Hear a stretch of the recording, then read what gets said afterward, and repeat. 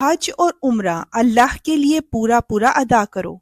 हाँ, अगर तुम्हें रोक दिया जाए तो जो कुर्बानी मयस्सर हो अल्लाह के हजूर पेश कर दो और अपने सर उस वक्त तक ना मुंडवाओ जब तक कुर्बानी अपनी जगह ना पहुंच जाए।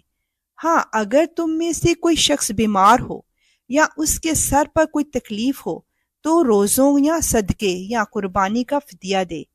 फिर जब तुम अमन हासिल कर लो तो जो शख्स हज के साथ उम्रे का फ़ायदा भी उठाए वो जो कुर्बानी मयस्सर हो अल्लाह के हजूर पेश करे। हाँ, अगर किसी के पास उसकी ताकत ना हो तो वो हज के दिनों में 3 रोजे रखे और 7 रोजे उस वक्त जब तुम घरों को लौट जाओ। इस तरह ये कुल 10 रोजे होंगे।